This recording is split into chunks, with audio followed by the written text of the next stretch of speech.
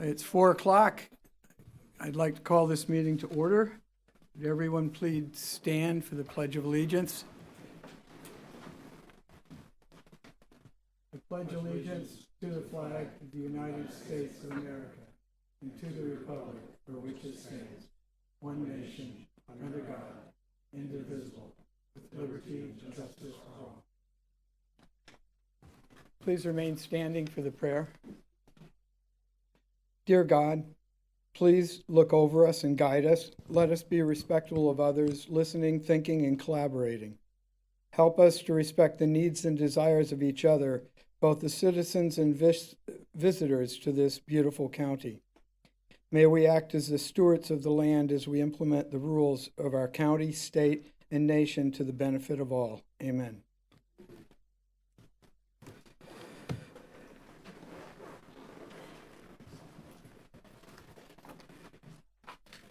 Item 1 on the agenda is for us to approve the minutes of the February 13th and March 13th meetings of the Planning Commission. Do we have any comments from commissioners on those? Any corrections, additions? I move that we accept the minutes as presented. Second. Push the red. There you go, sir. Sorry about that. I move that we accept the minutes as submitted for both sessions. Second. Motion and second, all in favor? Aye. Any opposed? Unanimous then? Mr. Now- Chair, as we get into the agenda, if I may, here at the announcement section, I'd like to take up item 6 with a recommendation. Item 6 is 25-0601, Preserve at Grayton Beach Greenway Corridor Development, which is a request to approve by final order and concerns essentially a replat.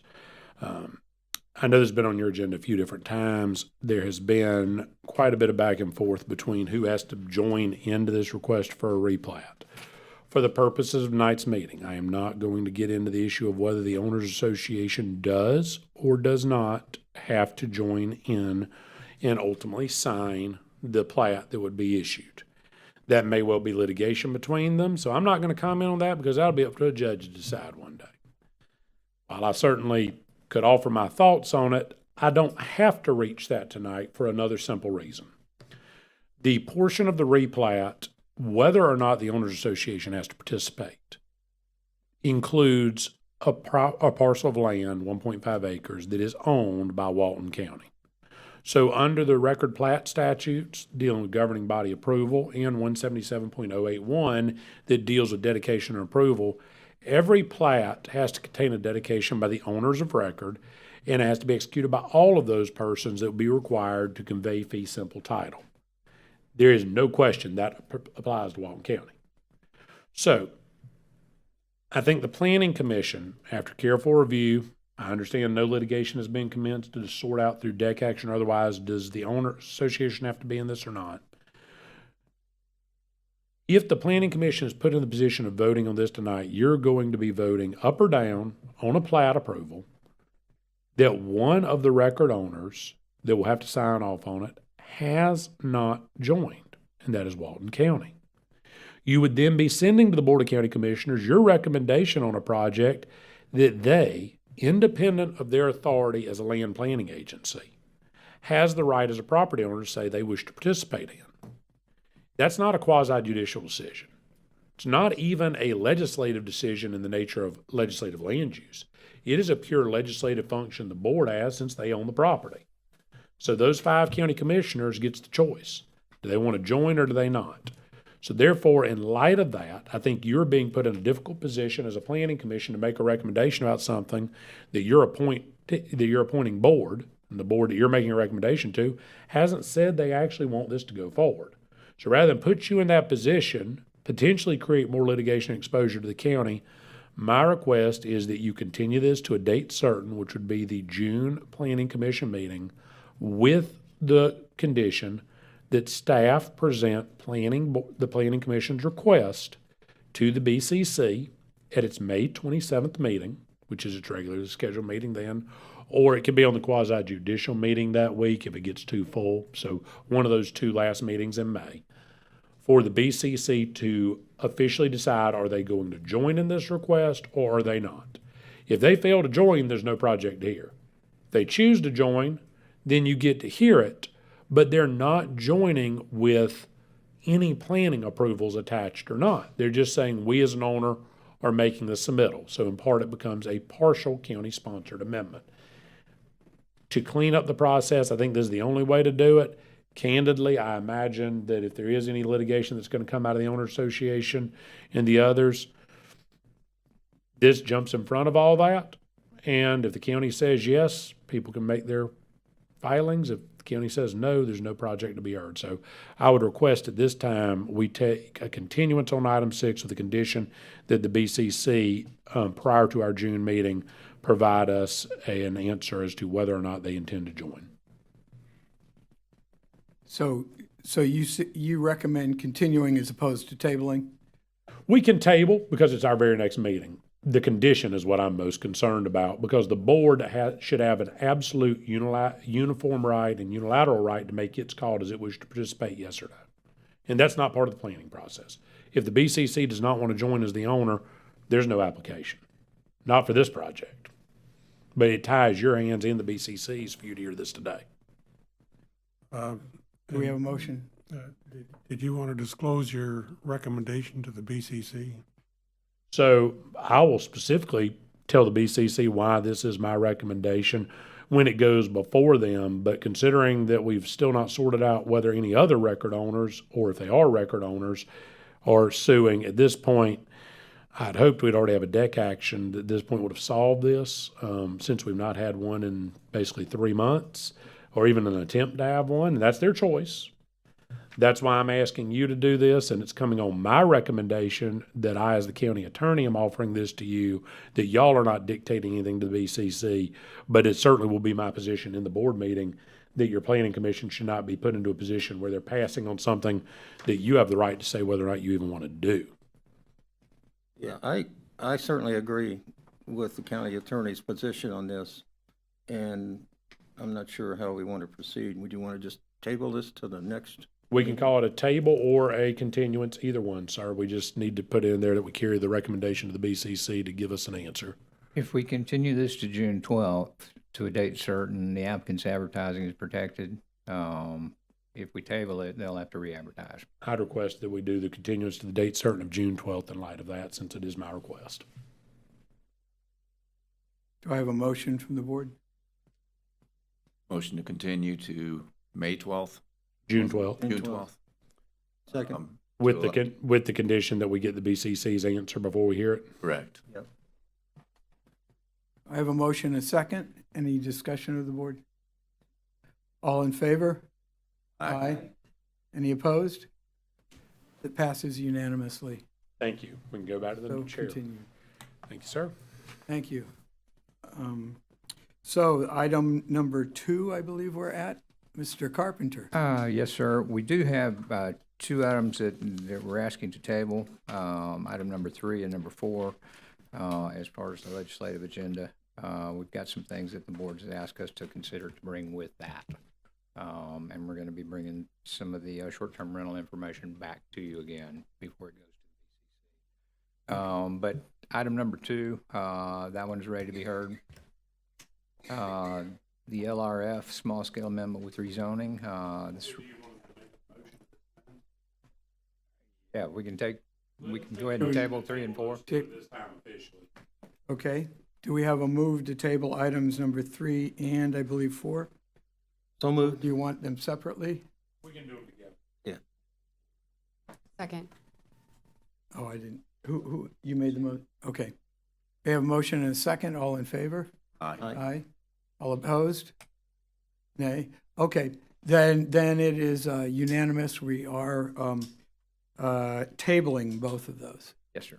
Okay. Now I would like, if there are any people in the audience that were here specifically to talk about any of those items that we're not covering, please feel free to excuse yourself and escape from this. Oh, and that means everybody's here for the other ones. Escape is a good word. Okay. Go ahead, Mr. Carpenter, for your Thank you, Mr. Chairman. last performance here.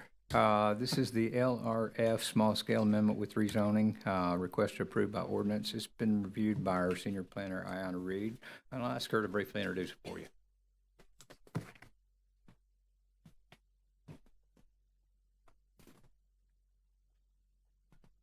Good afternoon, everyone. So this is the LRF SSA with rezoning request to approve by ordinance, project number FLU 25-000025.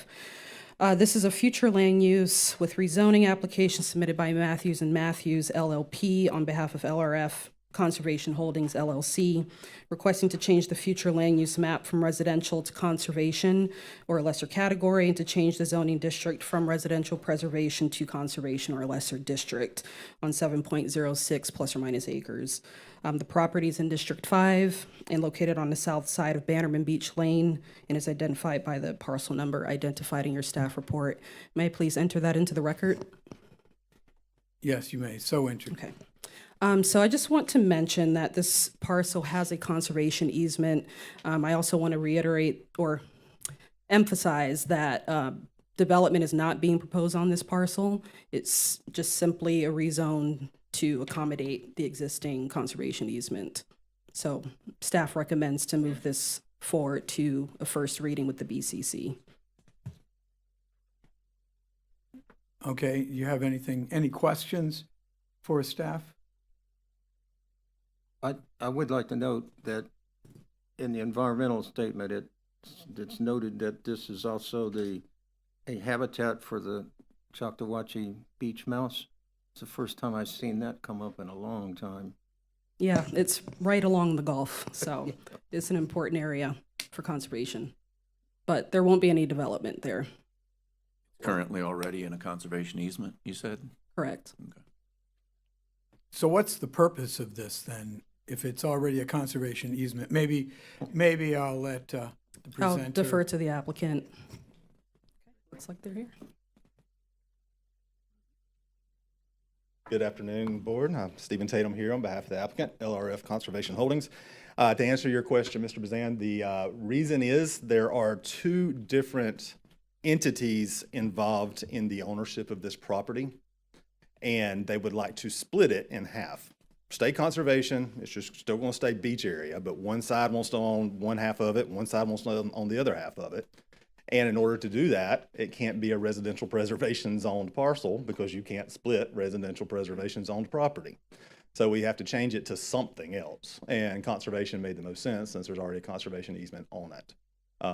So there will be no development besides a beach walkover or beach walkovers. So they already both own it together? So it's in the name of LRF Conservation Holdings, Yes. but the intent is to, once the lot split is approved, to one half will be given to one homeowners association and one half will be given to the other homeowners association. They went together and purchased this beach area together themselves Okay, because it was owned by a private entity.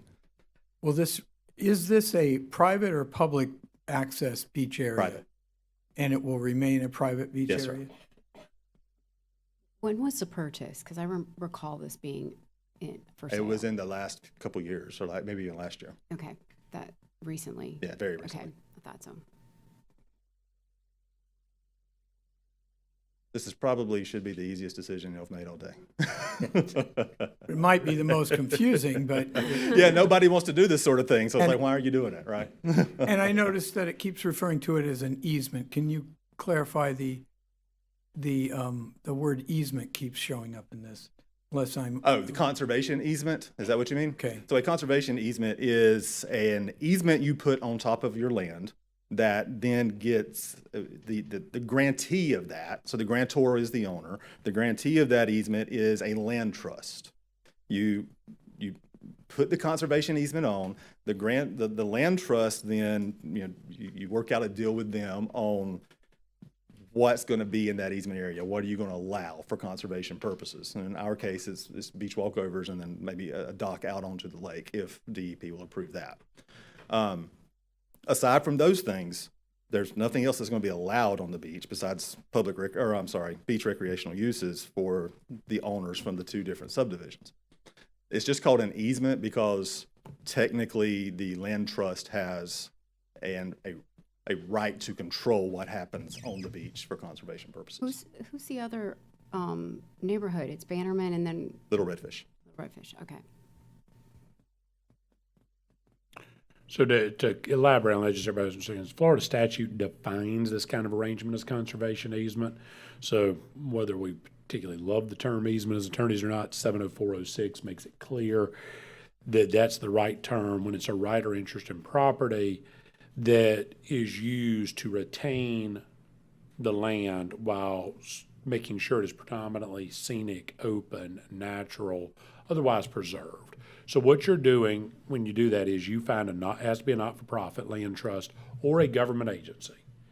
That's who you deed the conservation easement to, and it's a legal agreement is really what it is, more than an easement in that sense, and allows them to retain ownership of the property while ensuring it is preserved. The person who receives the land trust or the governmental agency, is then tasked as the steward of the land to make sure that it is not developed and it's protected, whether it be natural.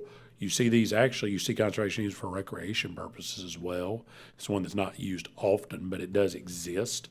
And historical resources would be the other. Those are the large categories. So the easement is more of in planning parlance, it's almost easier to think of it as an overlay district. You're doing an overlay on this property that cannot be removed. Yep, it is perpetual. I think we've interrupted your presentation. Nope, that's You want to actually, continue? between what Ms. Ayana said and what I've just told you, unless you've got other questions, Any questions? reason to from this? prolong it. Then open it to public comment. Is there anyone who wishes to comment on this? Okay, we close public comment then. And are we ready for motion from the board? Motion to approve. Second? All in favor of approving? Aye. Any opposed? It's unanimous then, we approve this. Thank you, Commissioners. The next and final item on our agenda tonight is the East Nursery Road subdivision, and this is quasi-judicial in nature and will need to be sworn. Anyone wishing to speak on the remaining agenda items does need to be sworn at this time. This is whether you're the applicant, staff, a member of the public who wishes to speak, offer testimony, or even ask questions. At this time, please stand, raise your right hand to be sworn. Repeat after me.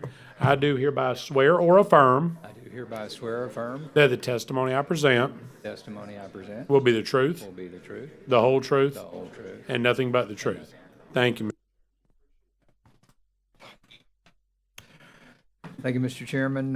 This is the East Nursery Road subdivision. It's a request to approve by final order. This major development has been reviewed by Tim Brown, and I'll ask Tim to introduce it for us.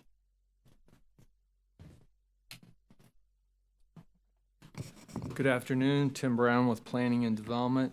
This is a major development order application submitted by Dewberry Engineers requesting approval to develop a 53 single-family lot subdivision and associated infrastructure on 28.20 acres with the future land use of residential and a zoning of neighborhood infill.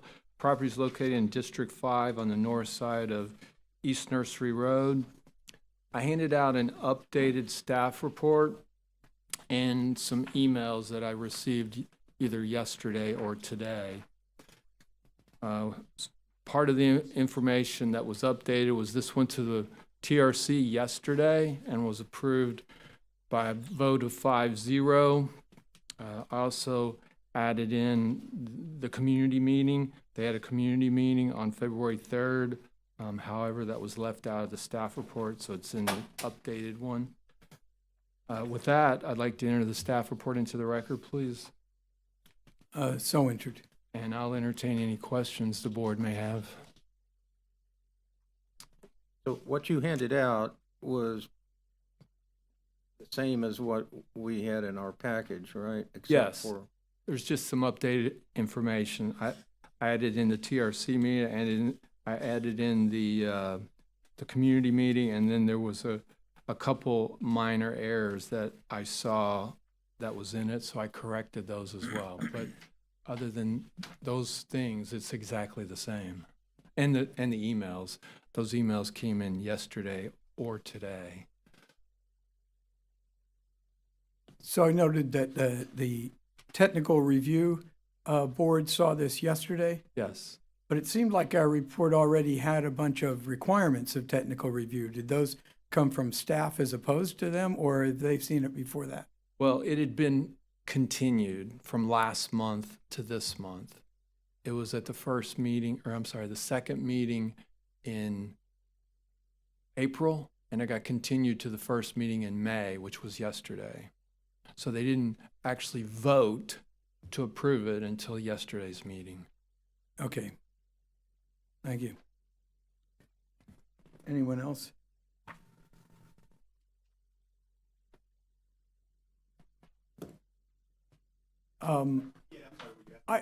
No, yes, go ahead. Go ahead, present.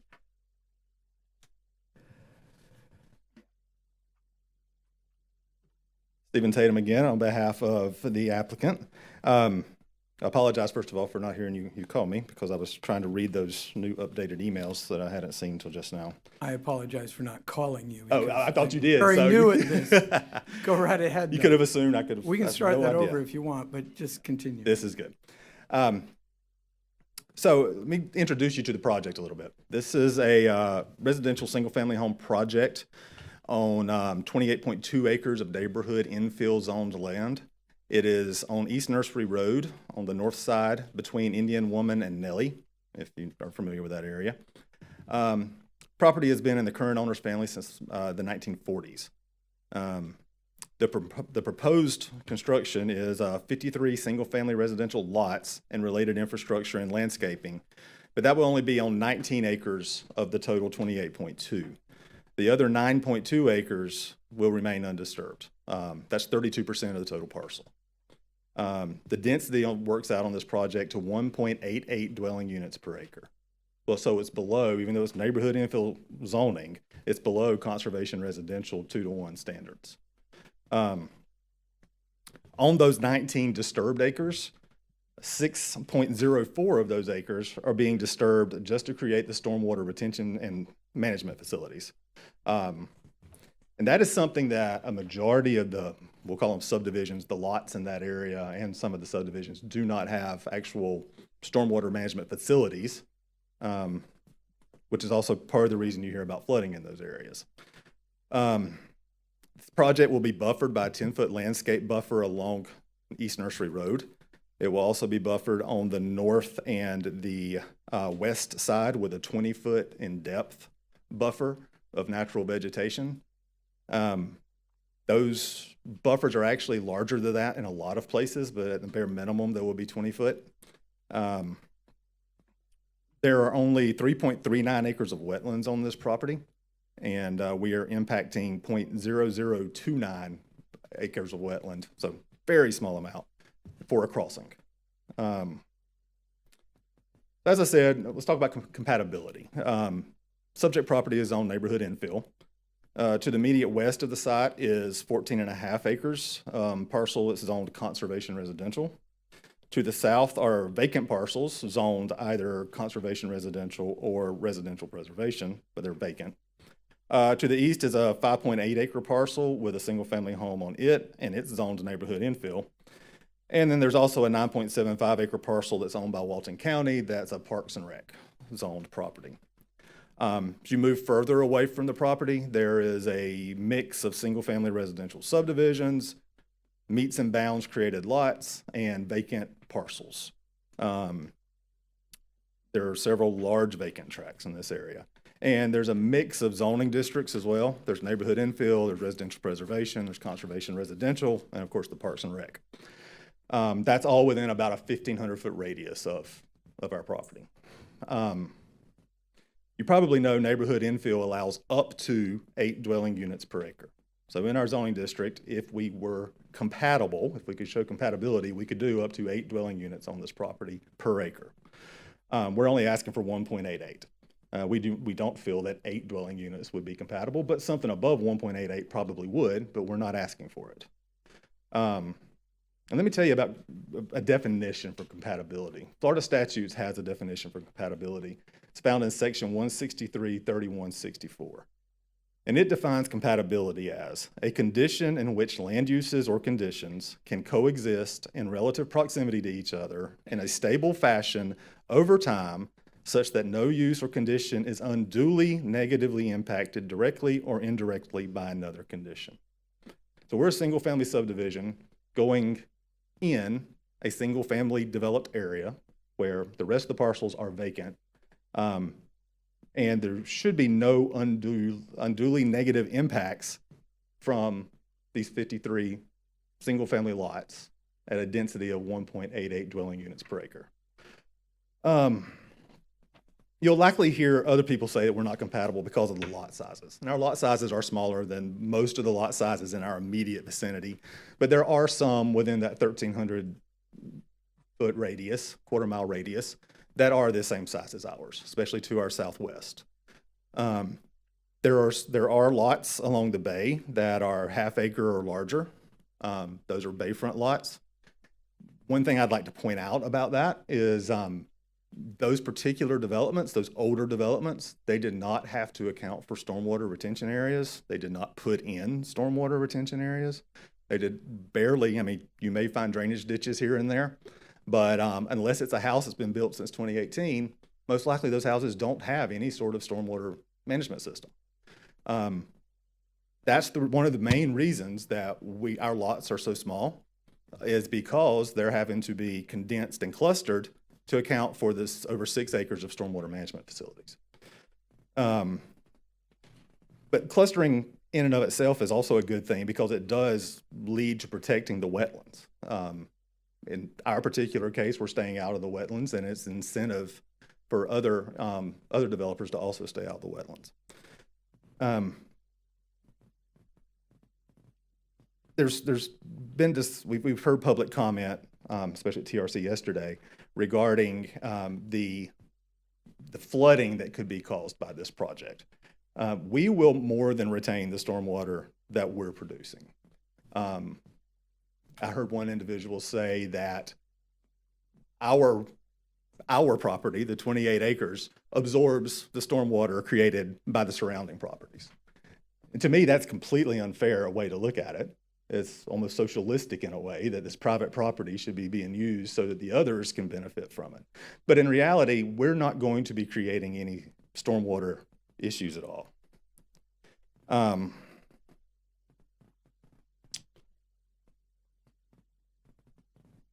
Finally, I've got to say this. I can't count the number of times that I've been in this room or at a BCC meeting and someone was asking for a rezoning. Now, this is not a rezoning, but someone was asking for a rezoning. And public comment was always, well, they knew what they were getting when they bought the property. Well, we know what we have. We knew what we were buying. We know it's neighborhood infill. And we're only asking to develop something that complies with neighborhood infill standards. And to that point, the staff has found that we meet the land development code and the comprehensive plan, which means we meet the neighborhood infill requirements. And so the project should be approved. Do you have any questions for me or for our project engineer? I have one. This is a low-lying area, right? Environmentally sensitive area? I don't know that it's environmentally sensitive. A lot of people like to say that, but it's not a conservation zoned area. It's not wetland. It is in a flood zone, but that doesn't by itself make it environmentally sensitive. There was an environmental analysis done on the property. It found, the 3 acres and some change of wetland on the property, found no other environmental issues on that property. Yeah, I guess the other reason I'm looking at the review that was done by the Planning Commission, not the Planning Commission, by the Planning Department. The environmental, it says do not comply. Yeah, if you'll look at your new staff report, it says comply. The new staff report that he just handed out, well, it should. I have not checked it, but that would have been one of the reasons to hand it out, was because Bradley was late getting it in for TRC yesterday. But yeah, now it does say consistent with the comp plan and the land development code on page 5 of 12. Okay. I have always my questions. How big are the lots? They are 0.15 to about 0.2 of an acre. So dimensions. Richard, can you answer that question for us? Yeah, Come up here to them tonight.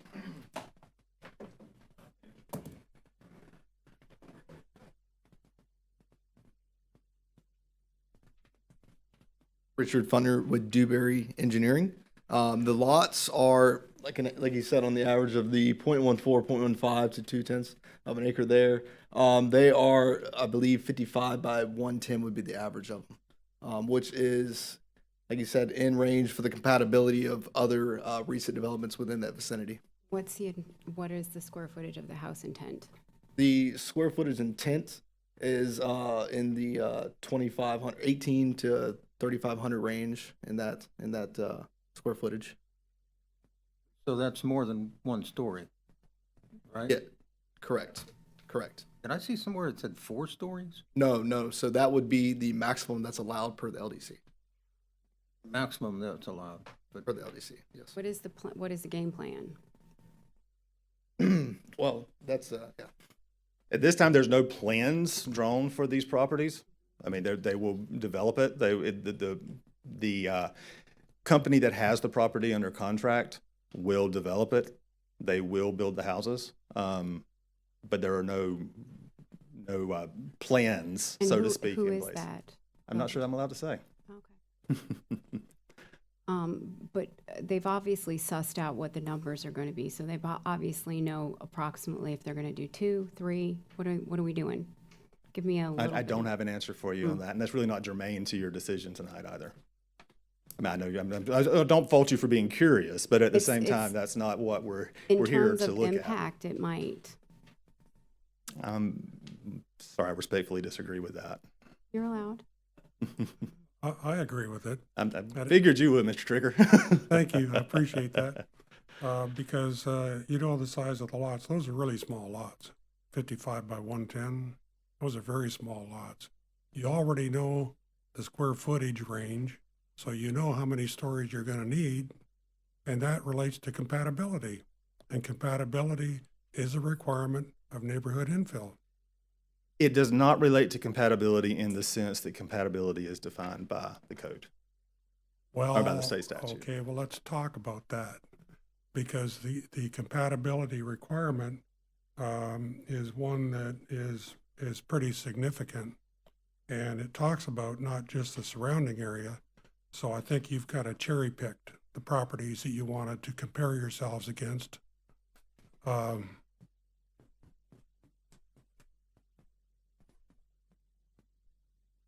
There's an aerial of the area. Yes.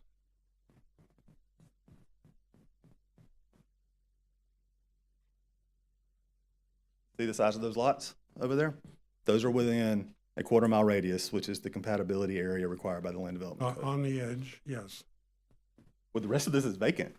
Well, the rest of it actually is adjacent property, and the compatibility requirement talks about adjacent properties, and adjacent properties have priority. So if you did a weighted average of the density within that 1/4 mile radius, you wouldn't have anything near what you're talking about. But you can't exclude, I mean, you have to exclude vacant lots. You can't say that there's No, you don't. zero You- density there. You can look at the potential density for those lots. And conservation residential is 2 to 1, but I think there's some property, a lot of the property is not even 2 to 1, it's lower than that. So what would you like to see on this property for a density? Well, I would like to see a weighted average of the density. And are you familiar with the Wayne Dias Director Yes. Determination 2015? I am. And he talks about the fact that you have to give more weight to the adjacent properties than the ones that are further out. Yeah, you do have to look at the surrounding area, but if you look at the properties that are adjacent, those have to carry a lot more Okay, weight. well then let's do that. This is a parcel here. It's neighborhood infill, up to 8 units an acre. This is neighborhood infill, up to 8 units an acre. Down here, you've got conservation residential 2 to 1. And down here, you've got residential preservation that, who knows what that's gonna be because it's not a platted subdivision, so I'm not sure what. It may be just one house per parcel unless they can get it changed. All right, so you've got 2 to 1, you got up to 8, you got up to 8, and we're at 1.88. I'm sorry, is there not a parcel there that's one unit per 2.5 acres, That would be this parcel right here. which is a big one? Well, I mean, I think it's Yeah. 10, 15 acres. So I don't think you've really done the LDC requirement justice here and taken a good look at it. I would like to know whose compatibility analysis this is. Did you prepare that? Yes, we prepared that. Okay. I would like to know why this was not included in our package. Is this part of the record? Yeah, that was all uploaded to the eGov portal. I couldn't find it online. It was all uploaded. Has anybody here seen this compatibility analysis? I have not. It wasn't online in the packet, I didn't. So how can we review this if these folks, and I think this is a core issue, they've never seen the compatibility analysis. They have not had an opportunity to review it. I think we need to continue this. I think it's common for staff not to include traffic analysis, compatibility analysis, the full stormwater report in our packets. It is in the InterGov portal, if you're It's not. curious enough to go into that. It, Not there, that's what I'm saying. It is not there. Jack, is do you there. want to confirm that? It is there. If you got that from Margaret Landry, I sent it to her this morning and I took it out of InterGov. It's absolutely there. When did it go into Intergov? Whenever they uploaded, like a month ago or something, it was after the TRC last month. Because one of the reasons it got continued at the April TRC was the compatibility analysis didn't meet the code requirement. That new one does. It touches every requirement in our code for compatibility analysis. So it was uploaded between that meeting, too long after that meeting actually, but between that meeting and yesterday's meeting, it was uploaded, but I think it's been in there close to a month. But it wasn't there today, this afternoon. I looked for it today. I It wasn't. copied it out of InterGov this morning. Copied it out of InterGov. This morning. Where'd it go? It's there. I don't know why you can't see it, but I assure you, it's there.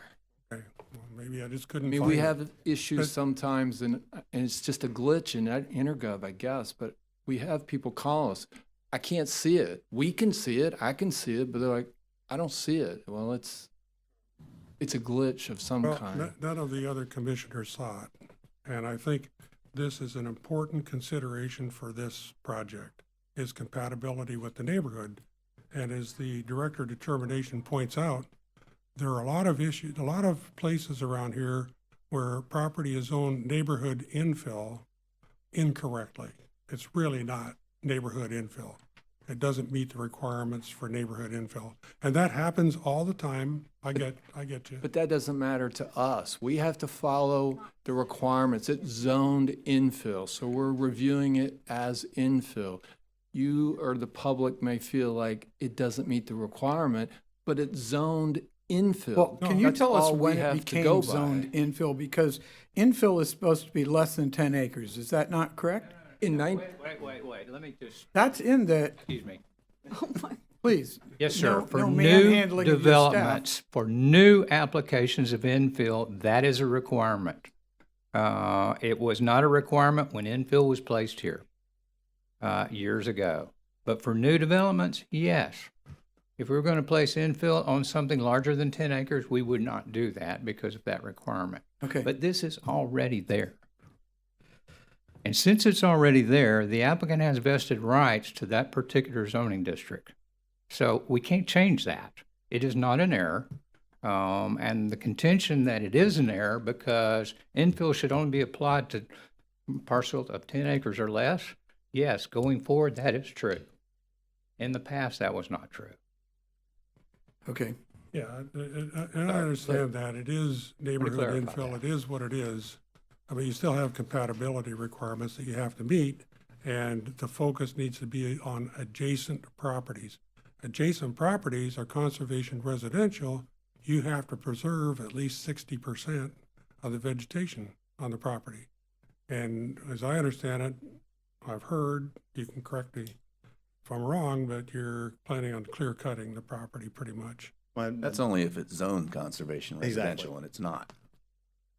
We don't have to, as a compatible, do what the zoning district next door to us does. But if we did, we also have neighborhood infill right next door to us. Well, you got So, to- large lots, okay? You've got conservation on those properties. So when it does get developed, it's gonna look a lot different than what you're proposing. You're proposing, tiny lots, up to 40 feet height, up to 50 feet height, up to 4 stories. So let me answer that It doesn't concern. look like anything else in that area. I can answer both of your questions about height and who it is. It's Trayton Homes, and they are not going above 2 stories. Perfect, that's I just great. didn't have the ability to answer that question at the time, but I got Okay, permission awesome. during the break. I know Trayton. Now, as far as the compatibility analysis goes, staff has reviewed it. Staff found that the first one was not correct. They found that the second one was done correctly. Staff recommends that, or doesn't recommend, they don't make recommendations of approval or denial, but they find that it is in compliance with the Land Development Code and the Comprehensive Plan. Therefore, you should move it on to the BCC with a recommendation of approval. I don't know what other mechanism you have to try to deny it at this point. This analysis here does not even talk about adjacent properties. It's all about the surrounding properties and the properties that you cherry-picked to compare yourselves against. And that's wrong. That's misleading. And I think the board, this commission, should have an opportunity to look at this and decide for themselves. Well, again, I've already read you what the state's definition of compatibility is when it comes to land use. And that is adopted in the Land Development Code because they adopt the definitions in 163, which is where that is found. And the definition of compatibility is only can they coexist and not unduly negatively affect one another. And that is very subjective, so that, Well, then in that case, you have to err on the side of the property owner because in Rinker Materials, which is a Florida Supreme Court from 1973, it's a case that they decided way back in 73, and it is still the penultimate case when it comes to land development regulations. And if there is a gray area, if there's this is kind of ambiguous, you err on the side of the property owner because land development code regulations are in derogation of private property rights, and this state protects private property rights. So what you're telling me right now sounds like you're not in favor of private property rights. private property rights, I hear that all the time. But there's all kinds of regulations out there. People cannot build what they want to build or they want to build it. They can't do that. And I agree with They have that. to follow regulations. I agree with that. Right? I agree with that. So But what I'm private telling you property is when rights there's a only gray takes you so area, far. but when there's a gray area, you err on the side of the property owner. So the public interest says that you need to consider what the neighborhood looks like or potentially could look like, and consider that in your evaluation. This compatibility analysis does not do that. That's my complaint. It doesn't do it. Doesn't do it adequately. So, the other issue, of course, is conservation, and if it's true that you're gonna clear cut the property, then that's not gonna look like the property surrounding it. The adjacent properties aren't gonna look like that. They're gonna be 1 acre lots, I would assume, and the property's gonna have lots of trees and things on it. So I think there's an opportunity here to build a really nice subdivision. Somebody mentioned Seclusion Bay as an example.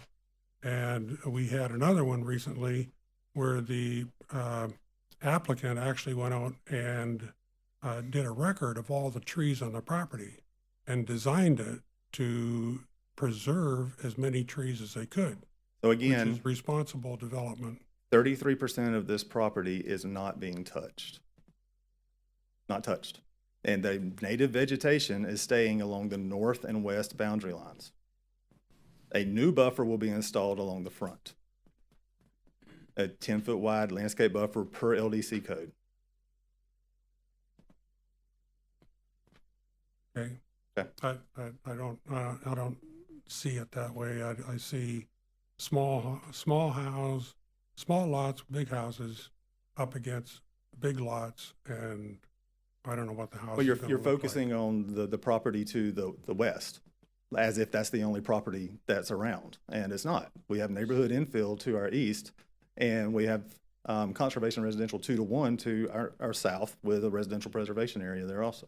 There isn't anything within the adjacent properties that's going to look anything like what you are proposing. So you're saying nobody would develop that neighborhood infill like we're developing ours? It's all conservation. No, it's not. That's what I'm telling you. It's not. The property to Adjacent the properties? east, the adjacent property to the east is neighborhood infill. Okay, there might be one. Part of it isn't, part of it's parks and recreation. Well, right, there's a 10 or a 5-acre neighborhood infill and then like a 3.5-acre neighborhood infill right there. To the east, all of the properties to the bay are neighborhood infill, except for the part, there's, on the south side, there's parks and recreation, but the But remainder of them all the way to the It sounds bay like are- you're cherry picking the conservation residential 1 to 2.5 to suit your argument. Well, I think there's some judgment required, but I think what you presented is an extreme case of incompatibility. I don't think it's compatible at all. 1.88 dwelling units an acre is Correct. incompatible Correct. with conservation residential and neighborhood infill zoning districts. Okay. I have a question 1 for you acre on lots. the, Okay. on the layout. Put your plat up there. The aerial of There you Plan. go. The one that shows, that one? no, the other one, yeah, there you go.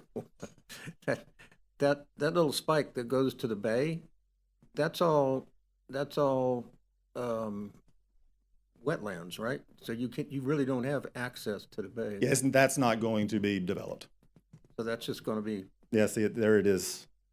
yeah, that's what I was, okay, so that's just gonna be a pathway for people to walk over. Exactly.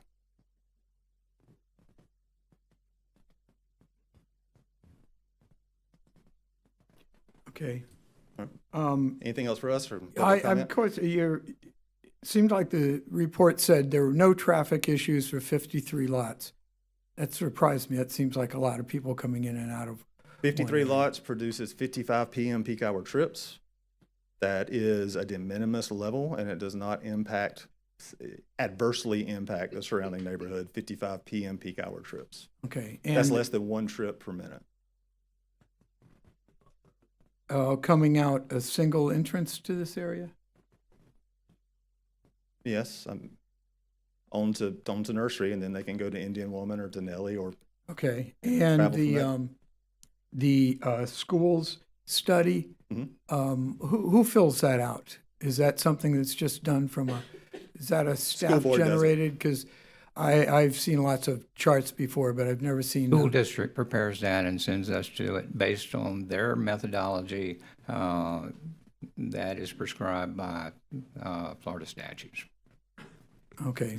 Someday we should get a copy of what their cells look like, because I don't know how they have numbers that show up on lines that don't have anything to start with them. So it's impossible to understand that.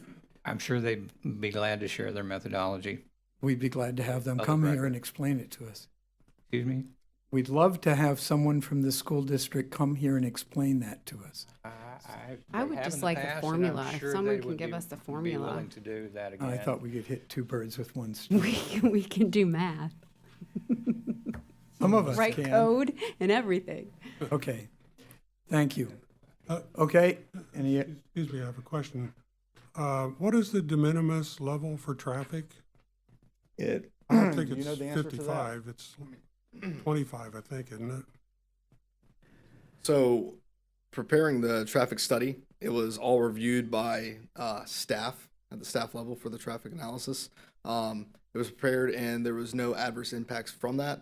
I don't know the exact number per se right now to you, what the level is, but it's compared to the levels of service for that actual road and the trips for that development in that area. Yeah, and unfortunately, we don't get to see that, and, you know, I have an issue with that because this is always a safety issue, and it is probably below the level of service requirement for that roadway.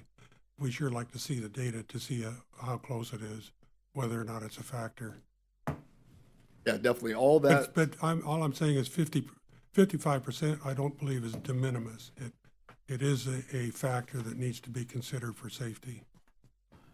Yeah, no, we are following all right-of-way requirements, stop bar requirements. The traffic analysis was done by a licensed professional engineer. Yeah. It was also reviewed by Walton County staff, and it was found to be correct and accurate, and there was no comments regarding that other than impacts. Yeah.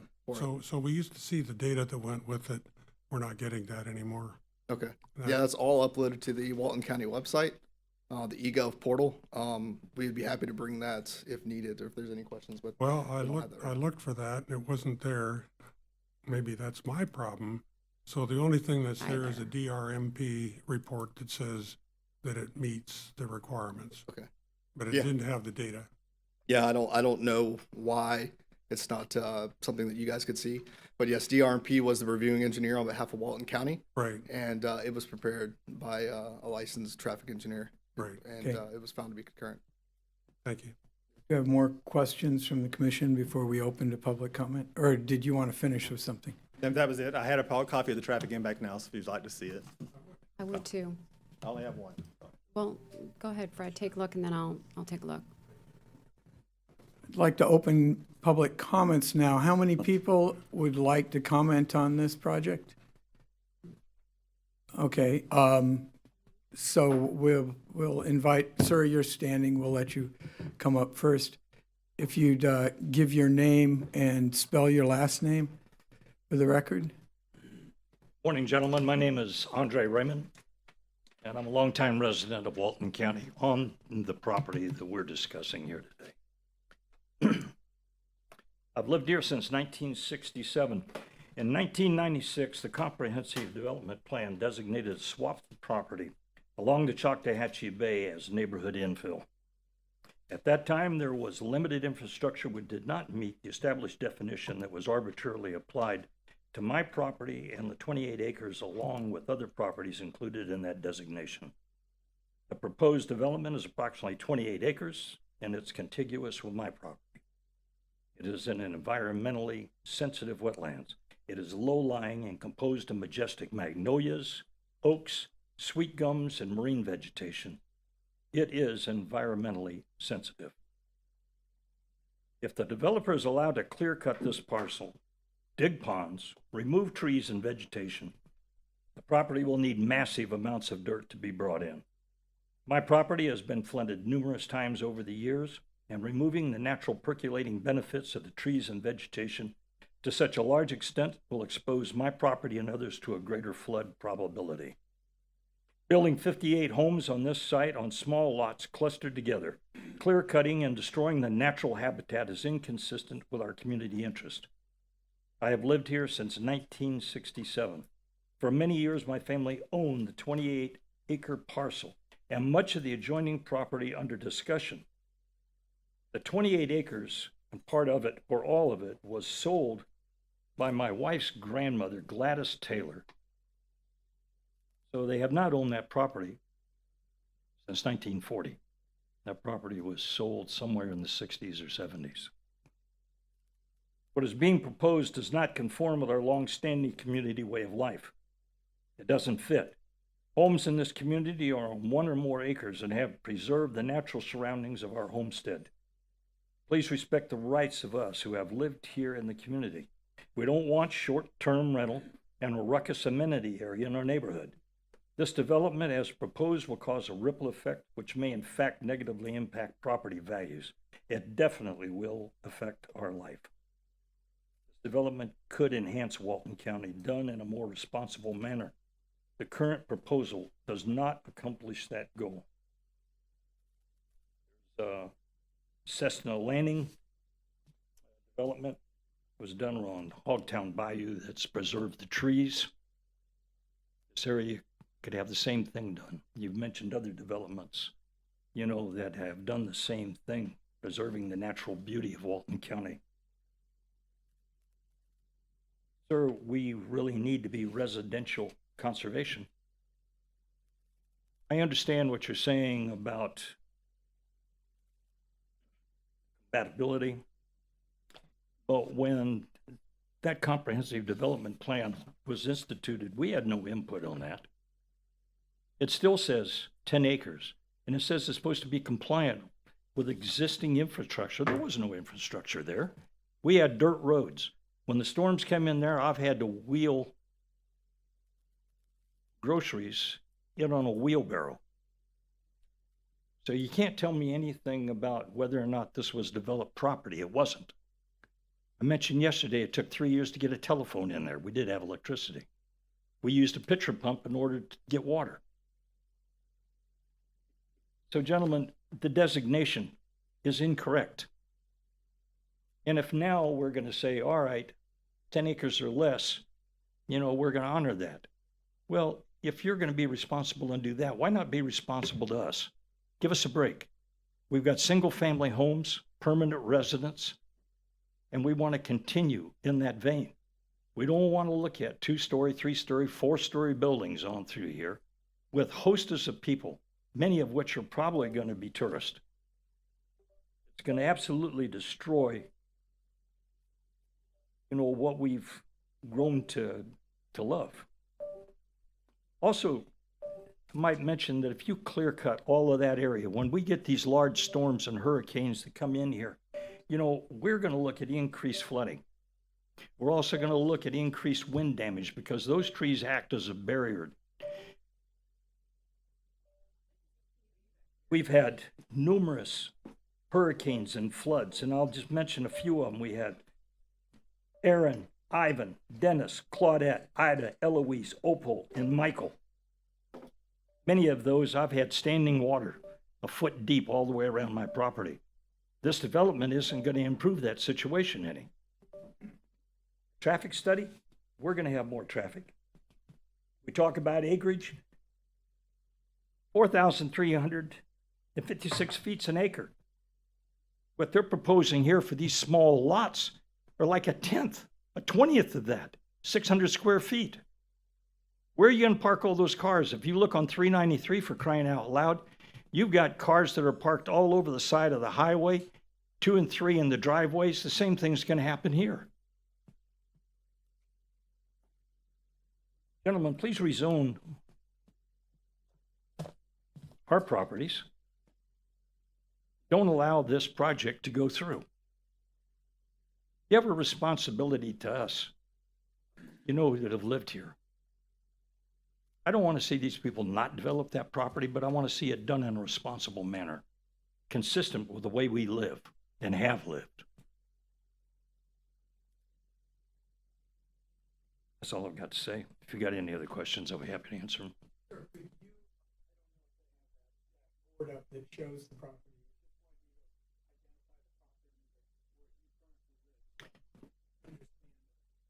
My house is directly, right here, 2.5 acres right here. I'm sorry, go ahead. There's 2 parcels in between.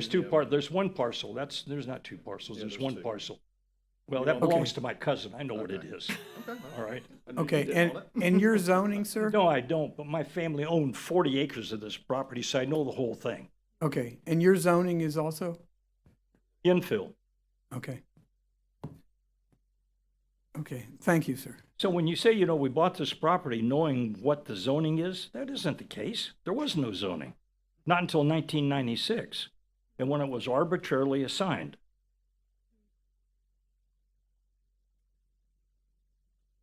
Anybody else? Thank you, gentlemen Thank you very much. and ladies.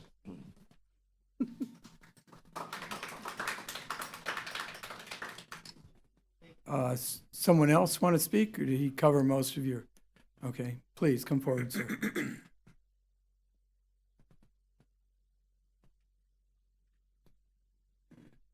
It's Tim Asaro. I live nearby, ASARO. I wrote it down because there was quite a few things that I wanted to mention.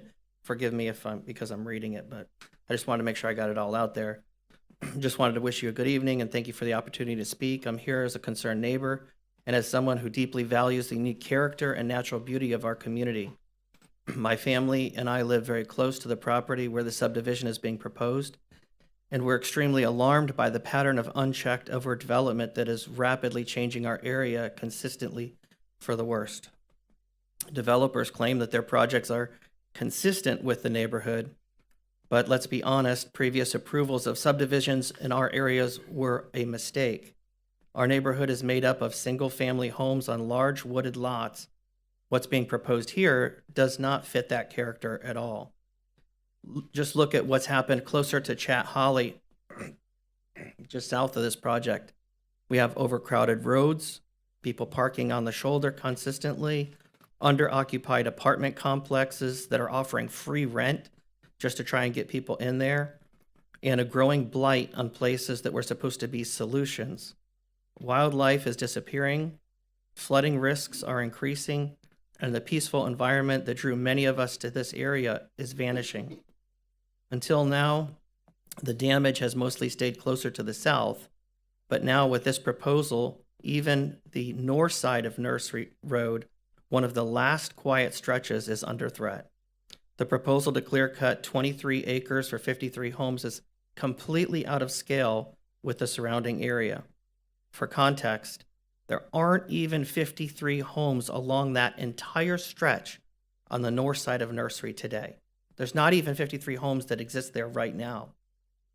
And the ones that do sit there, they have spacious wooded lots. All are on larger lots than this proposed project, every one of them. This plan offers no public benefit. It threatens mature trees that protect us from flooding. It lies within the Eglin Air Force practice zone, and it exists solely to boost the developer's profits at the expense of the community's quality of life. So I urge you, please, to come and walk the roads, speak with the people who live there, and you're going to see firsthand that this development is not right for this place. The Florida compatibility statute that was quoted by the developer rep says it's a condition where land use or conditions can coexist in relative proximity without undue negative impact on each other. Well, we have 0 lots in this area like this plan, none of them. We have 0 infrastructure development to more than double this neighborhood. There's a and the question is there a prohibition on vacation rentals in this subdivision? Could this be mandated by this body so it's not changed in the future? If we're going to more than double this community north of Nursery, are we going to then increase that traffic by having these all be vacation rentals? The water table is just below the surface there, and the DRAs will be wet and easily overflowed with all the mature vegetation removed. So if this project gets approved, it will be incorrectly used as the new standard for compatibility. So please believe this. If you approve this project, then you will absolutely destroy this community, and not only destroy it, but for the purpose of only to serve the developers who demand their rights in front of you, stomping on the rights of the community. They don't live there, and they are arguing for their money. We are trying to protect our homes and hope that you will not allow this terrible first domino to fall on all of us. I live a stone's throw from where this is being proposed on Nellie Drive. Any questions for me? Thank you. Thank you, sir. Sir, please come forward.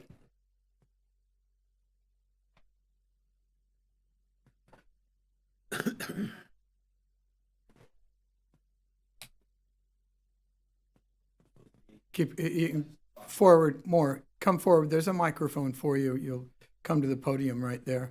A little bit. Yep. There you go. Good. Thank you. My name is Rick Woodruff, Woodruff. I live at 146 East Nursery Road. And I would invite any one of you to come and sit on my porch in the morning time, in the afternoon, all day long. I don't know if you're familiar with traffic. You know, you're talking about traffic and safety. That's one of the things. They've covered just about everything, but living on that street, it's already unsafe with the number of cars that are coming up and down it. It's a cut through. It's a straight path that they race up and down it all the time. And to add more cars and more danger to there are a lot of children riding bikes. I have to sometimes go out with my grandson who doesn't live with us, but and make sure that he doesn't get close to that road. It's very, very dangerous. And like others have said, think about the parking. Okay, we're saying 2 stories most, right?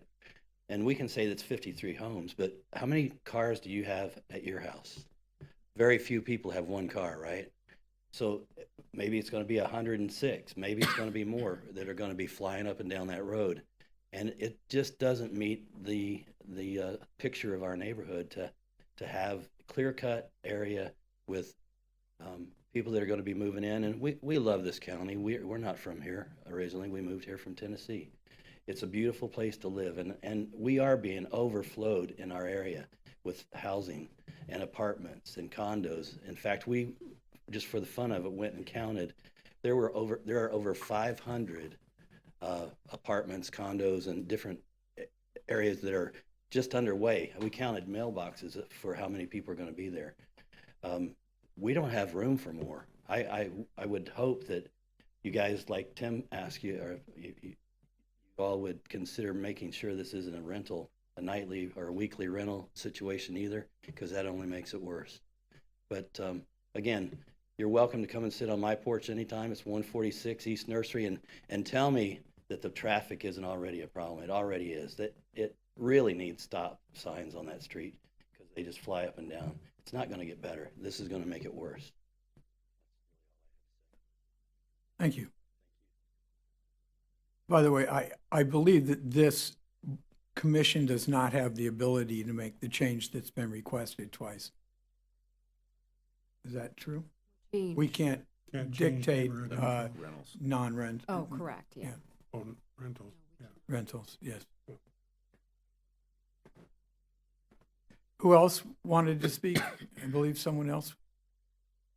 Yes, please. And more people be lying, just to get a sense of, okay, so 2 or 3, okay. Thank you. Deborah Townsend, TOWNSEND. I live at 120 Garden Lane Drive. I'm in the neighborhood infill. We have one home on an acre.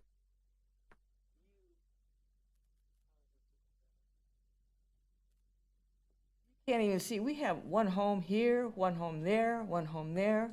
Those are all neighborhood infills. You can't even see the yard or the other houses because we have it as conservation. We keep it nice. It is amazing that they think that they're going to just clear cut all this beautiful woodland and just put little roads in here and then put the little water thing here and there. They're ruining that area for the rest of us. They could do it in a nice way. And it would be, we'd love it if you did it in a nice way and put some input from us. We'd be glad to help you. But to do this and just chop this up like that is just a sin. And you'll be paying for it. Well, Walton County will be paying for it because there'll be problems down the line. And I really hope that you table this. I know you can't table it, but whatever you can do to kind of slow it down, to get it done right, that's the way to go. I appreciate your voting that way. Thank you. Thank you. Next. Please, go ahead.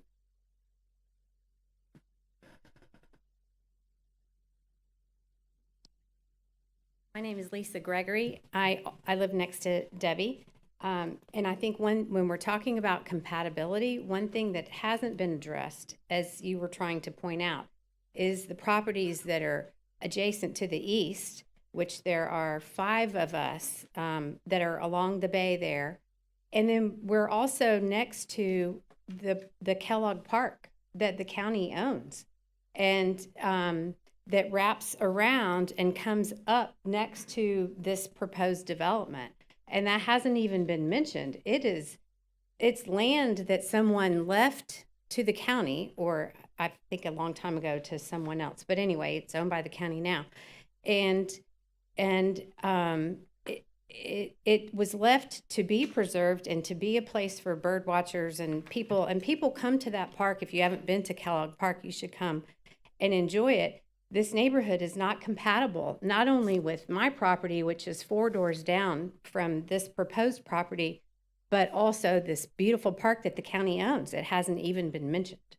So, and I agree with everything else that's already been said, and I won't take up any more of your time. Thank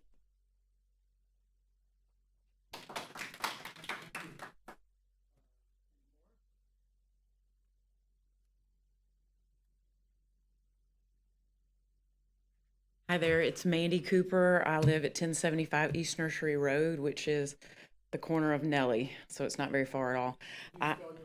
Cooper, Cooper.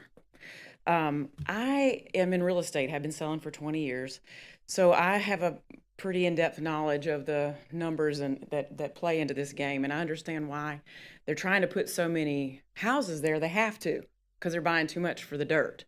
So what I would implore is for them to kind of not necessarily go back to the drawing board, because I don't think any of us are explaining or trying to argue that they shouldn't develop their land.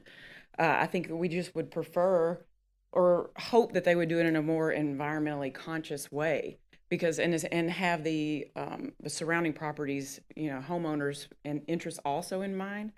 And I'll also point out the elephant in the room: houses that sit on lots this small are not selling. They're being leased out, or these D.R. Horton neighborhoods. I know this is a nicer builder, what I'm told anyway.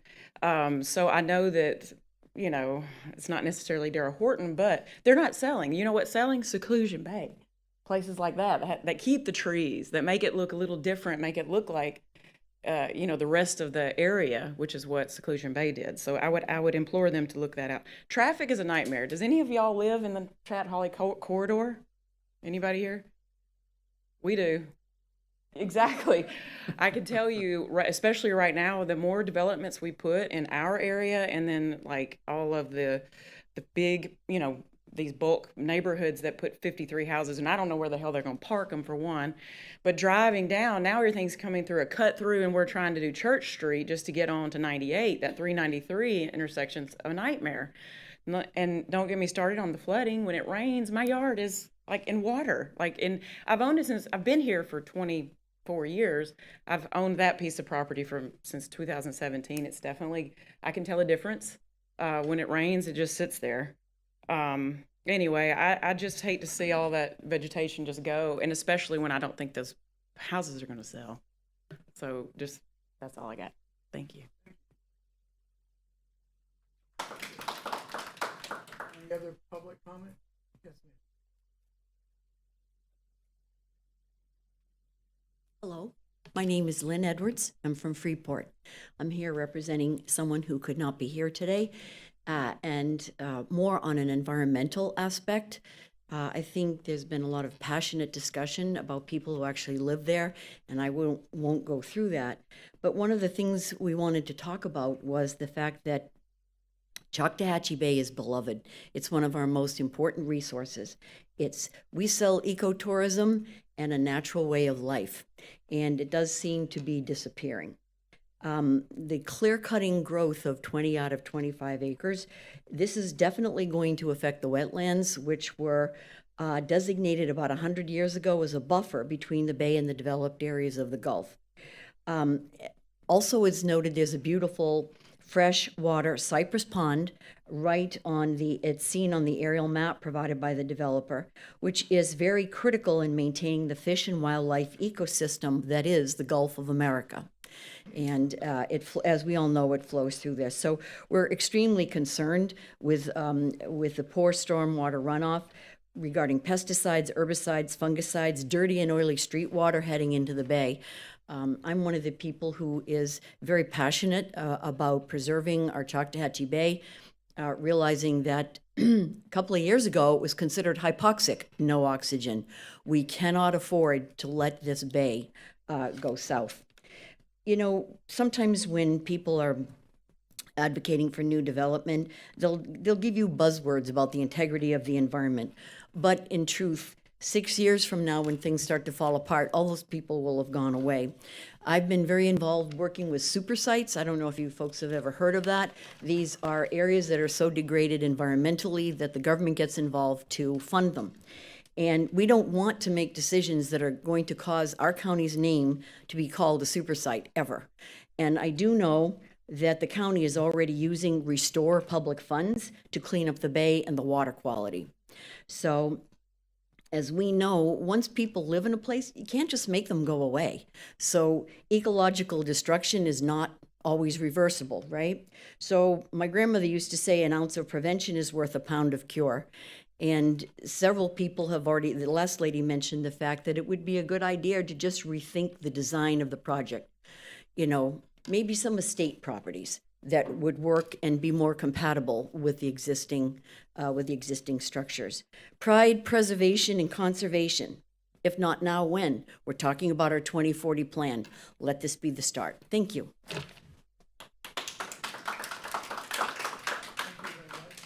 Any other comments from the closing public comment?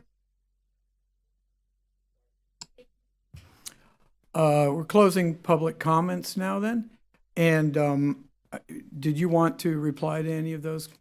Yes, sir, please. Stephen Tatum again for the record. Just a couple of things I wanted to touch on. One, the idea that the zoning designation is incorrect is, at this point, does not matter. It is the zoning designation. It has been for 30 plus years. It's been neighborhood infill at least that long, if not longer, because there was zonings around before 96. Well, they weren't zonings, but they were future land uses. But anyway, that doesn't matter now. You can't rezone. Nobody's asking you to rezone our property. You know, that's not, at least we're not, the owners are not asking you to rezone our property. Some of the crowd seems to want you to rezone our property, and also to design the project for us as well. I understand the fear of something different being in your neighborhood. I do. I get it. I legitimately get it because I have something happening to me where I live over in Blue Water in Niceville. Right behind us, it's going to be roughly larger than this. And am I anxious about what it's going to cause on the roadway? Absolutely I am. But I know that they have the right to do what they're doing. They are working within the confines of the land development code that's in place for that property. They're not out there trying to do extra. They're not doing a PUD. They're not trying to work their way around the system in any way. They have designed a project that meets the code. They are doing what it is that their code allows for the property they own. I would also remind you that, because I think I've said this in front of a few of you before, ever since the county adopted the mobility fee arrangement, that ordinance and plan, you can no longer deny a project based on traffic concerns. So that does not come into play any longer.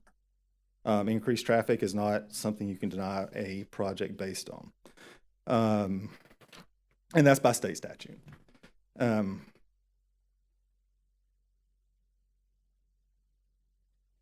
think that's all that I'm going to rebut. Did you have something, Richard, you'd like to say? Yes, I definitely would. Thank you, Stephen. I would like to start off, Richard Funtner. Would you like to spell my last name? Because I know I had an issue yesterday at TRC. You got it? Okay, yeah. It's a weird one, so nobody knows how to spell it, so would not blame you. I can barely spell it. Anyway, Stephen discussed the traffic. Per both the consulting engineer who did the traffic study and analysis, it was determined trips generated by this project will not have significant impact on the operation of access roadways and intersections. Also, that traffic study was reviewed by Walton County's traffic reviewing consultant, was found the same analysis. That was also determined as well. That's the traffic comment there. Operation and safety, the developer is being required to put a sidewalk along East Nursery Road within the right-of-way. You'll notice that within the site plan. It's right on the north side of the right-of-way. That is being required, and that is part of the Bay County or the Walton County right-of-way requirements that is being met. That has a safety function as well along the frontage. Also, I would like to show everyone the image of the site plan and also the public as well. You'll notice that there are large stormwater management facilities. Those stormwater management facilities have more than one function. So, low-lying areas. Everyone is correct. Yes, this is a low-lying area. It is in a floodplain. Floodplain reviewing has been done by both the state and by Walton County. There are specific requirements regarding cup for cup. So if we're going to fill 1 cubic yard or 1 area, then we have to take that away like a bowl. That's what the whole goal of the Walton County floodplain requirements is. So if I have a bowl full of sand and I dump more sand in there, I've got to take some sand out from somewhere else. Thus, the large stormwater management facilities. Those stormwater management facilities are 32% of the site area. The average for this is about 15% in other areas. The reason they are so much larger than what normally would be needed for stormwater floodplain abatement and also stormwater quality is due to the floodplain requirements within Walton County. That is being met. This has been met, and all the calculations have been provided there in the e-government portal. You can see all the calculations for the fill that is going to be placed for the roadways. This is being placed so that the roads will have adequate separation from seasonal high groundwater table for the roads to be able to function and not deteriorate quickly. But the roads are also going to be draining directly to the ponds, as well as the lots are being filled to facilitate stormwater runoff to either the roadway collection and conveyance system or the stormwater ponds or swells that drain to the stormwater ponds. That is for the attenuation and stormwater quality criteria. Walton County requires stormwater criteria for both floodplain and also for water quality, but so does the state. This project's already been reviewed by Northwest Florida Water Management District for water quality requirements and flood abatement.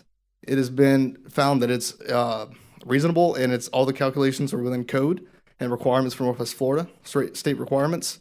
We should be getting the ERP permit for this project for the stormwater component. Also, Northwest Florida has gone out there and done a wetland delineation, and they are in agreement with the wetland delineation that was done by wetland scientists.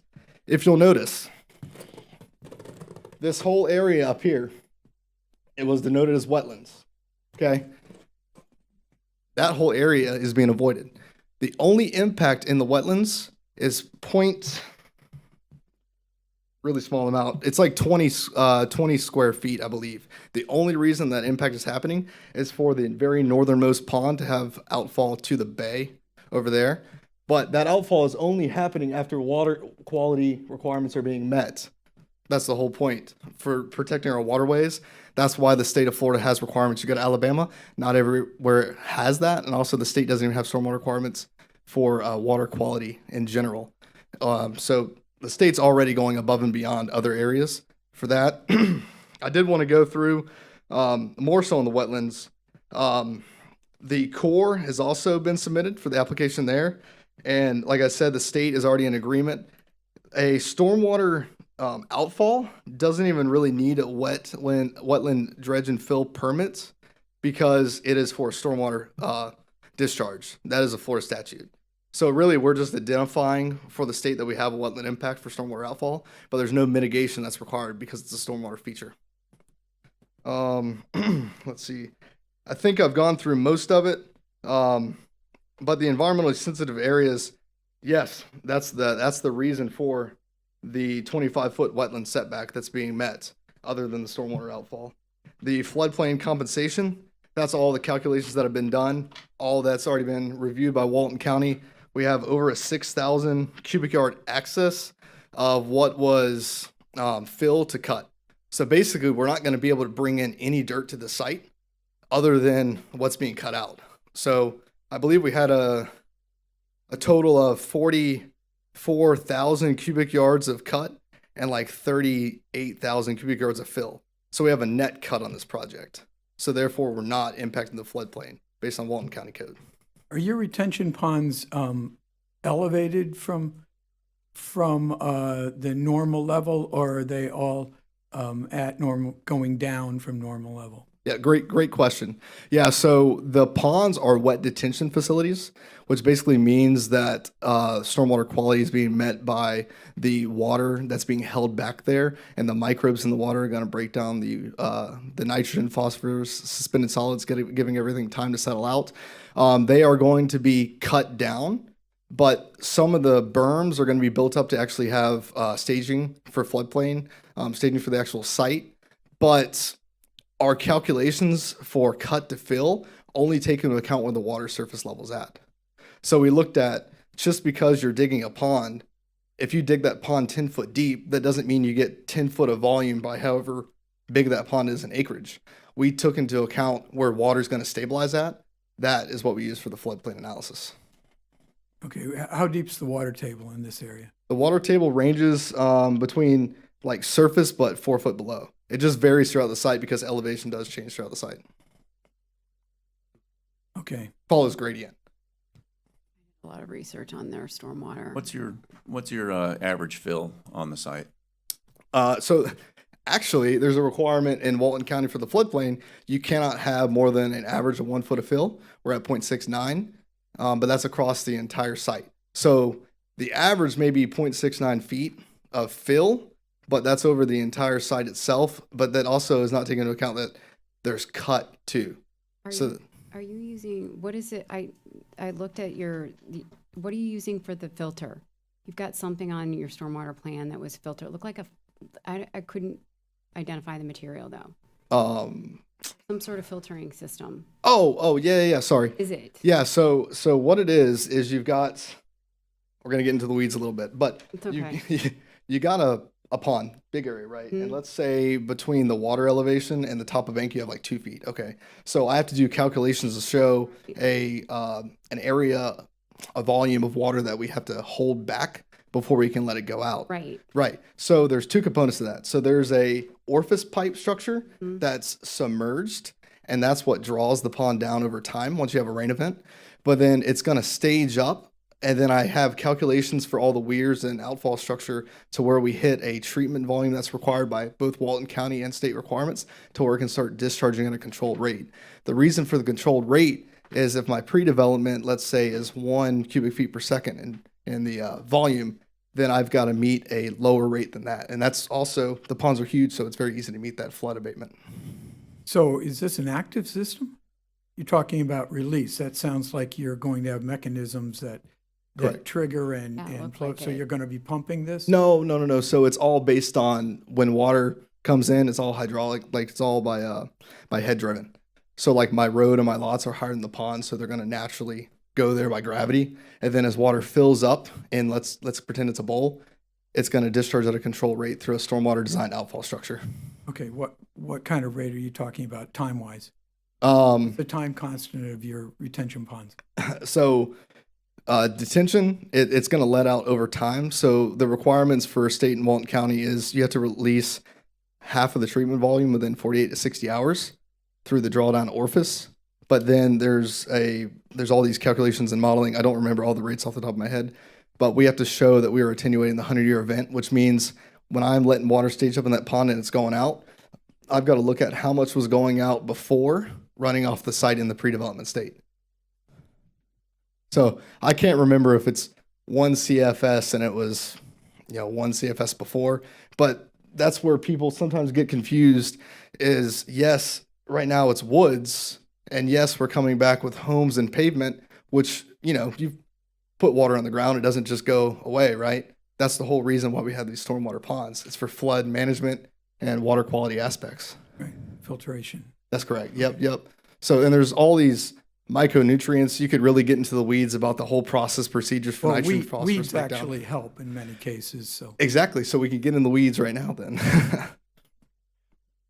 Did you meet the nitrogen and phosphorus loading requirements of the ERP? Yes, we have to. We're about to get the permit issued. I just want to make sure that those calculations were part of it. Yes, yeah. You have to have an 80% reduction for nitrogen, phosphorus, and spent solids. So all those calculations are based on the 1 inch of runoff over the site, and all those calculations are within the stormwater report. They were reviewed by Walton County's reviewing engineer. who's responsible for maintaining this system so it functions the way you designed it? The HOA will be. And to be 100% honest with you, the state has been cracking down a lot lately. I don't know if you guys have seen it from 2026 goes into effect. Yes. Yeah. So it's about to be completely different. I would say that this new system has been run through the ringer more on design, review, and calculations because of the new rules that came into effect. The rules came into effect back in July of 2024, but the whole maintenance and operation is not even coming to effect until January of 2026. And that's when this project's going to be going on. So it's going to be under even more of a stringent threshold in terms of state requirements. And I've had projects that I've designed in the past that, you know, I go out and do my due diligence once it's constructed, and nobody from the state ever goes out there. But now, projects I'm closing out in the next week, the state's out there. I think they're getting more funding, and also they're getting shoved out there to go do what they need to do on the walkthroughs at the closeout jobs. Okay, parking, you've got how many lots here? 53. 53. And how many parking spaces per lot? So it does vary. It's one space per 900 square foot of home. So, you know, we did an average and said 3 spaces would be like the average, but 2,700 square foot. So you're talking around 150 cars in this neighborhood. Could be. I guess it varies. I mean, like if I look, 100 to 150 cars in the neighborhood. Okay. Yeah. Are you going to allow street parking? Is there room for that? Because this whole area has an awful lot of very narrow streets. And our new trash collection wants to run, you know, the trucks up so the robot can come out and grab my trash can. Yeah. So street parking becomes very difficult. The county doesn't allow for on-street parking unless it's specifically called out in a PUD or other site plan. Oh, we should talk then. If you're in a subdivision that was recently platted, then you're not supposed to be parking on the road. Yeah, no on-street parking is proposed. And then also you can see by the configuration that's all dead end areas over 150 foot have a cul-de-sac that's based on Walton County's requirements as well. These are also 12-foot lanes. Okay. I wouldn't really anticipate any issues. I mean, I'm over in Panama City, is where I do a lot of work. I do see issues when you have like some of these areas are allowed to have like 10-foot travel lanes, which is not acceptable, but these are larger than that. So. Any other questions for the engineer or the presenter? Yeah, question on the site planning and how it ties into compatibility. Your 10-foot landscape buffer, other than the lots that front the road there, how many lots actually are subject to that minimum 10-foot landscape buffer? Is it just the 5 on the east side? Oh, okay. Yeah, so that's a great question to ask on this. So the minimums that we're showing here and also labeling are not even really what's being provided, mostly because of mosquito control ditch and then also not impacting wetlands. So sometimes it might be hard for everyone to see, but you know, so we have to have a 20-foot landscape buffer on the west side based on the zoning on the west. But we can't meet 20 foot because we also have to be 25 foot away from the mosquito control ditch. So that buffer is more likely 75 feet. So, because we have the mosquito control ditch and we had to go through, you know, review with the MCD district. So we have a 25-foot buffer on top of the mosquito control ditch on top of a 20-foot natural buffer there. So that's all on the whole west side. And then we're not even close on the north side to the 20-foot natural buffer because we don't want to impact wetlands. We wanted to, you know, one, meet code and meet state and core requirements and not impact the wetlands, but it's naturally going to far exceed what's required by buffering. So the only place you have a minimum landscape buffer is the infill parcel abutting an infill parcel, correct? And really, there's no landscape buffer requirements for this entire run on the east side per code. But there is a buffer required buffer provided because we're doing swales for stormwater to drive down the fill, and also swales provide areas for stormwater runoff to kind of settle and slow down, and provide some infiltration as well for better stormwater quality. So really, there's a whole buffer over 10 foot wide here that's not even required that we're providing for stormwater management and for swales to route to the stormwater pond. The only area then that we're really providing the minimum is on the front. We've got the landscape buffer for, well, shoot, not even the minimum. We have the 10-foot landscape buffer for streets, but then we also have swells in the back of all these lots to also drive down fill and floodplain impacts and route to the stormwater pond. So you've really got 20 feet there. So there's nowhere that we're even in the minimum. Everything's being exceeded. One, for the nature of the mosquito control ditch setbacks, but then also for just the nature of how we were handling stormwater and floodplain requirements. So what are the setbacks for the neighborhood? Individual lot setbacks. Oh, the setbacks to the my apologies. I thought you meant the No, landscaping. I know. Yeah, so they're all code, so it's 20 front, 7.5 in the side, but it's 20 foot on the corner lot. So any of these corner lots are 20 foot. And then you've In got the rear? 15 in the rear. Oh, okay. I thought neighborhood infill was reduced, but okay. Yeah. I mean, we've met with, we've gotten the comments from Walton County. We've only got one access. There's going to be swells on the back of these, so you can't access from multiple points. One access for the subdivision. I mean, if you have any other questions or comments on anything, but I feel like a lot of the initial concerns environmentally and stormwater wise and floodplain wise have been addressed just by the nature of the county's requirements and code. Okay. I think I had a question considering the public comments that we had about the homes that are to the east and are in the neighborhood infill zoned areas to the east of there. How many homes are there in those areas? There are 2 homes in those areas? One on each parcel. So despite them being zoned as neighborhood infill, they haven't really taken advantage of that to create a high density in those. Okay. The other, I was wondering if the owner was here and wanted to make any comments.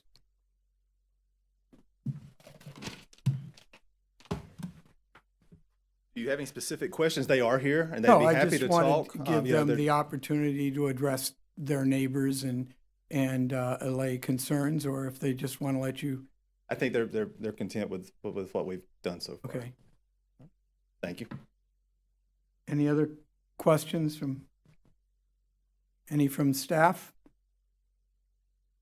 Okay, do we have a motion from the commission? Yeah. I think for discussion, a problem or that's causing difficulty with this is infill is intended to infill the surrounding areas, developed areas that it infills. In this case, they're undeveloped areas. I think under 2 units per acre, the code used to say infill was 2 units to 8 units, so 2 was the minimum. It now says up to 8 units per acre. So I suppose you could have 1 unit per acre in infill. But I think understanding that there's infill to the east, they've got the mosquito control ditch on the west, as well as a setback from it. That serves as a sufficient buffer to the conservation land to the west. I think from a development standpoint and the opportunity for the infill parcels to develop at their underlying density, I don't see that the density of this neighborhood is egregious. What I've heard about the flood study was they've only added the minimum amount of fill to meet floodplain requirements. I agree, probably Nursery Road, county roads built in the water table. And at some point probably will be raised as well, so the base doesn't fail. I don't see where this is, it certainly doesn't contravene Land Development Code and Comprehensive Plan. Mac, does it meet the Comprehensive Plan and Land Development Code? Yes, sir, it does. Very rarely have we had a project proposed below the base density. The base density is presumed to be compatible with whatever's surrounding it. And this is less than 2. Normally, people are trying to get 6, 7, close to 8. 20 years ago, everybody came in and wanted 8, at least 8. What we have seen in the last few years has been in the 5 to 7 range, typically. They've typically been located in areas that are maybe more developed than this particular part of the county. But if they're under the base density, 2 units per acre in all of the military training routes is the maximum density that the Air Force would like to see, and this is even less than that. Typically, compatibility is addressed with buffering and setbacks, building orientation, and the location of the various components of the particular site. But it does not mean that it has to be the same as what's surrounding it. It means it has to be able to peacefully coexist over time.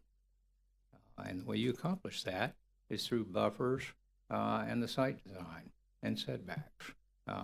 This project has met all of the minimum requirements with those particular items. It's also meeting the new state standard for stormwater, which will significantly improve the condition of the bay over time for the stormwater that Walton County puts in this bay. Unfortunately, we're not the only contributor to the bay and its health. We got at least one more state that has very few regulations that help us. And whatever comes down that river comes into our bay. Now, what can we do about that? We can do our best to manage our own stormwater and lobby the state and federal government to deal with other states and how they manage what comes into our bay through their rivers. But this project meets those requirements. We moved it forward at TRC yesterday after much discussion. And we do have a private property rights element that says you have the right to develop your property if you follow the rules. And this project has followed those rules. They're not asking for any deviations. They're not even asking for the base density. And in that regard, it's our recommendation for approval. Can you educate me on this? It seems like people are saying this is in a floodplain, yet it's not all wetlands. How is that? How are wetlands defined then? Well, sometimes you have a floodplain that doesn't have any wetlands. Just happen to be a fairly low-lying area that's subject to inundation through various levels of storm surge. I mean, storm surge is what comes into the floodplain. It's not in a floodway, which is where water normally travels. It just means at certain times, when we have certain levels of storms, there are certain areas of this project that are subject to flooding from the bay. Okay. Storm surge coming in from the bay, and for those of us who've been here from lots of hurricanes, you're usually getting more damage coming from the bay and that surge than we are coming from the beach because the land is lower on the bay side. This project meets the requirements. Thank you. More discussion? Yeah, I'd like to say something as, I guess I have two problems with this proposal. First one is conservation, which I think is really important, but it's not part of the requirement for neighborhood infill, so we can't deny it based on that. But I really believe this project is not compatible, does not meet the compatibility standards. It certainly does not meet the compatibility standards of the people that live in that area and know what it's like. And I think it would be wrong to stick this out in the middle of something that just looks nothing like what's currently in that area and what's likely to be developed. So I would make a motion to deny. I'm probably going to lose, but I'm going to make the motion anyway. Second.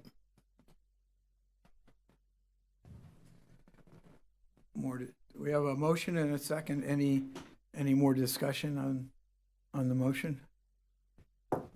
I'm just concerned about the motion. If we've heard that it meets the land development code and comprehensive plan, I understand. I mean, I'm not cut out to live on a quarter-acre lot, and I don't. But it meets the code, folks. I would point out, actually, that this is quasi-judicial, and the decision has to be based on competent, substantial evidence.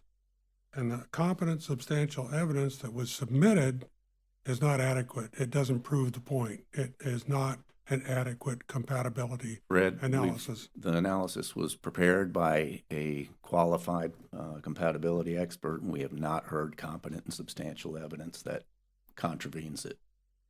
This is not, okay. I think people are under the mistaken impression that if you have something that's stamped by a professional, that it meets the requirements. Well, that's not always the case. Compatibility is something that is a little bit different. It requires a lot of judgment. And if you listen to the people that live there, they certainly don't believe the compatibility analysis. And that, by the way, Quiet, please. that, by the way, is competent, substantial evidence. You don't have to be a professional engineer to know what's in your neighborhood. Legal, you care to embark any wisdom on competent and substantial evidence? That was something that we were told by Clay Atkinson a long time ago when we were talking about quasi-judicial hearings and what that meant. And he said, and I've read it other places, it does not mean that the person has to be a professional.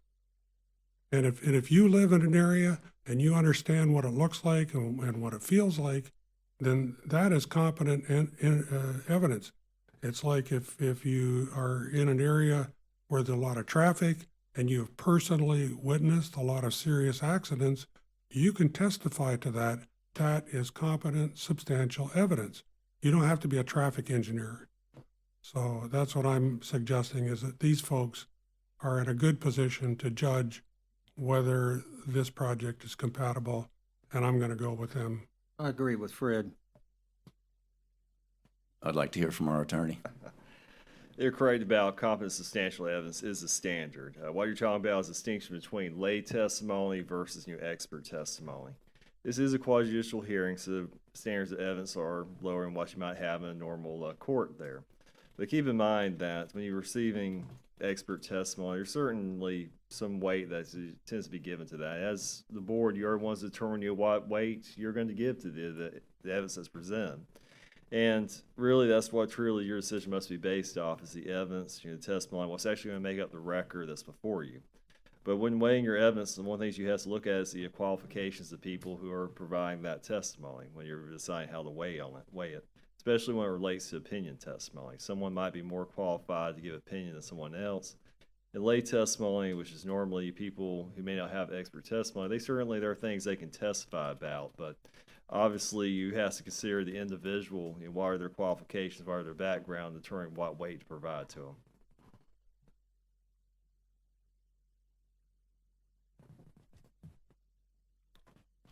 Any other comments? Okay, I guess it's time to vote. We have a motion, and the motion is to deny. All in favor of the motion? Aye. Aye. So that's 4, all opposed? Nay. We have 2 opposed, so the motion carries. So I think that concludes our agenda. Any other comments? Need a motion to adjourn? Could I ask a question, please, before we do that? Stephen, we had talked about the land development code that's on the website, and it looks like that's been updated. Is everything that's on the website current? Okay, and the same thing with the comp plan? Perfect, thank you.